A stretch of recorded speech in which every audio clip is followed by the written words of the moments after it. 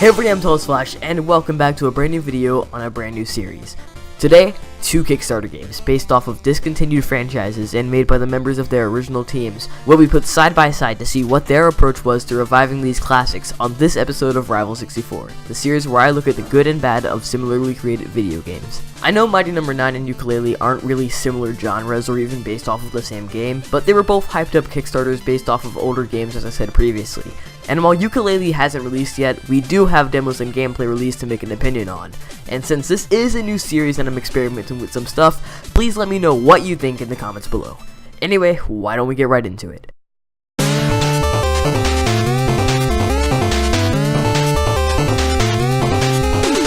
The original games the remakes are based off of are, as you know, Banjo-Kazooie and Mega Man. Banjo-Kazooie being an open world 3D platformer and Mega Man being Mega Man. These games are pretty different from each other, but the fact of the matter is that both of these games were Kickstarted from the community, in a sense, to revive the dead franchises. Yooka-Laylee raised about £2 million, or roughly $2.6 million, while Mighty No. 9 raised about $1.2 million more than that. And what did they do with all this extra money? Absolutely nothing. Mighty No. 9 used what they raised, sparingly, at most. Its graphics look a lot like an early GameCube game, and its colors are kind of dull at most, except for the wonderful pizza explosions. Those are pretty nice. It uses a lot of urban and factory themes, with everything being extremely futuristic and, more importantly, chrome. The level concepts themselves make sense within the game world, and for one stage or two, work nice, but I really wish there was more variation to them. Yooka-Laylee, while running on a smaller budget, definitely put more into the graphics department, as every level from the game we've seen is colorful and stylized. The concepts themselves are generic. I mean, you have token grass level, ice level, lava level, B-movie level, and others, but the added aesthetics along with them, like the ruins and signs of pollution of the jungle world, add a lot of actual depth and make the idea of a level like it more original. Now let's move to the gameplay itself. Yooka-Laylee's level design, from what we've seen so far, actually appears to be a mixed bag.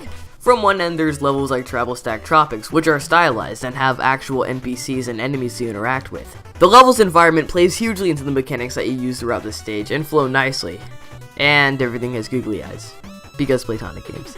Then there's Capital Casino, with slow, repetitive, and forced mechanics, with barely an enemy to be found. Nothing flows at all, and the level in general is just empty. Oh boy, this level has a ball that makes you turn into metal. Gee, this level has ice that makes a sound. Wow, but this level has oxygen.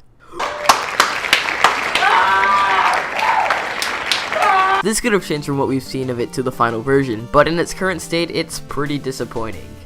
Mighty No. 9's gameplay, on the other hand, tries to use the Mega Man formula, except it doesn't know what the f it's doing. I mean, everything is just so flat and linear. There aren't many interesting mechanics incorporated into the levels at all. The dash mechanic, while snappy and fun for killing enemies, is almost never used in any levels, and when it is, it basically kills or screws you over to the point of you losing half of your health. The levels are pretty flat in my opinion, and the only real difficulty for most of them is a troll enemy or spike placement. It's seriously all they rely on.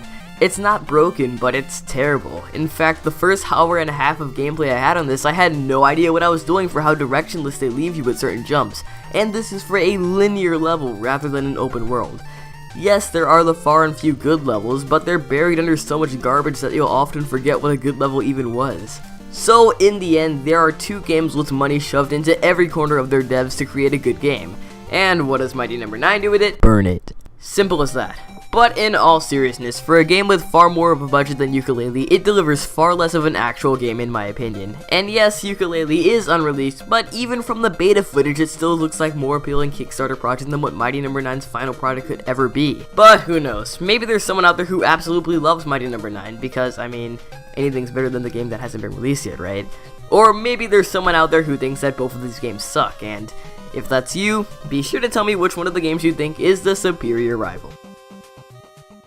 Hey guys, that's all for today. I hope you enjoyed this video, and if you did, be sure to drop a like down below, or comment some suggestions for the next episode, or whatever you feel like saying. And as always, if you want more, don't forget to smash that squishy red subscribe button, and hit the notification bell. Thank you all so much for watching, and I hope to see you next time.